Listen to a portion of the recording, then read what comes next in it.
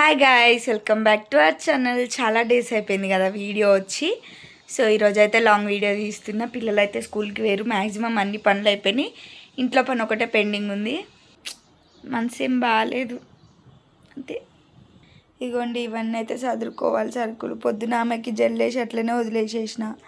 ఈ బిల్లు వాడు homework morning చేసిండు మరి రిషి బాబు. గిన్నెలు ఏం లేవు, బట్ తోమిన గిన్నెలే చదువుకోవాలి. ఇంకా చూడండి, గిన్నెలు ఏం లేవు, కర్రీ కూడా ఏం లేదు, బట్ ఏదో ఒకటి వేసుకొని. సో ఫస్ట్ అయితే జుట్టు వేసుకుందాం. మరీ గలీజ్గా ఉన్నా కదా. సో ఫస్ట్ జుట్టు వేసుకొని ఫేస్ వాష్ అయితే చేసుకుందాం, ఓకేనా? వేసుకుందాం. జుట్టు అంటే క్లిప్ పెట్టేస్తా అంతే, ఏం చెయ్యను, ఇలాగే వదిలేస్తా.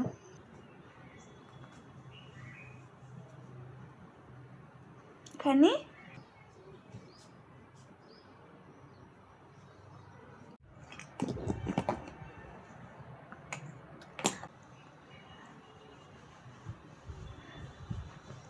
బ్యాక్ సైడ్ అంతా మినీ షాపింగ్ మాల్ ఉంది. ఇవన్నీ మడత పెట్టాలా, అవన్నీ తీసుకొచ్చి అవి కూడా మడత పెట్టాలి. ఎట్లా ఎప్పుడైతుందో ఏమో నా పని. ఫస్ట్ అయితే పప్పు డబ్బాలు ఏమేమి ఖాళీగా ఉన్నాయో చూసుకోవాలి. సో అవి చూసుకుంటా, ఓకేనా? మ్యాక్సిమం అన్నీ ఫిల్లే ఉన్నాయి. అంటే అన్నీ కొన్ని ఉన్నాయి, అన్నీ తీసేయాలి. కొన్ని 2, 3 ఇట్లా ఓపెన్ ఉంటాయి. అంటే ఇందులో ఏవైతే అయిపోయినాయో అవి ఫిల్ చేయాలంతే. రకాలంతా ఇగ్నోర్ చేసేయండి గాయస్. అసలు నాకు ఇప్పుడు అసలు ఓపిక లేదు. వీడియో అవసరమా అంటారేమో, అవసరమే. ఆయిల్, బెల్లం ఆల్రెడీ కొంచెం ఉంది. ఈసారి మొత్తంకి షుగర్ అయితే అసలే తెలియదు. నేను తెస్తున్నా వాడుతున్నా. ఆల్రెడీ కొంచెం మంది ఇప్పుడు డబ్బాలో అది యూజ్ చేసేస్తా. వాడుతున్నా, ఎంత బంద్ చేద్దామన్నా బంద్ చేయట్లేదు. అందుకని చెప్పేసి నేను తేనే తెలియదు.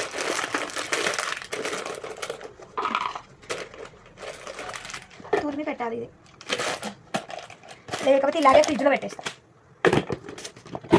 ఏం చూపించాలి కూడా అర్థం కావట్లేదు నాకు అసలు. పిండిలు మా ఇంట్లో చాలా పిండిలు. ఇది ఉప్మా రవ్వ, ఇది ఏం పిండి, మైదా పిండి. ఇవి ధూప్ స్టిక్స్, అవి దేవుడికి. అగరబత్తులు బంద్ చేసిన మొత్తంకే నేను. Oils 3 packets. మర్చిపోయినా, నేను టీ పౌడర్ మార్చిన. ఇది తీసుకున్నా, చూద్దాం ఈసారి ఎట్లుంటుందో అని. ఫ్యాబ్స్తా అంట, సెలెక్ట్ చూద్దాం ఈసారి. నేను మ్యాక్సిమం రెడ్ లెవెలే తాగుతా, కానీ నాకు ఒక్కొక్కసారి నా ఫ్రిడ్జ్ చూసి అయితే అస్సలు భయపడకండి. అయ్యో నా ఫోను. నా ఫ్రిడ్జ్ చూసి అయితే అస్సలు భయపడద్దు.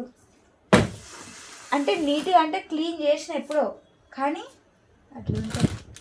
ఈరోజు మా ఇంట్లో ఇదే అన్నమాట, మష్రూమ్ వండాలి. ఇప్పుడు పిల్లలు వచ్చేలోపు సాయంత్రంకి డిన్నర్ ఇదే.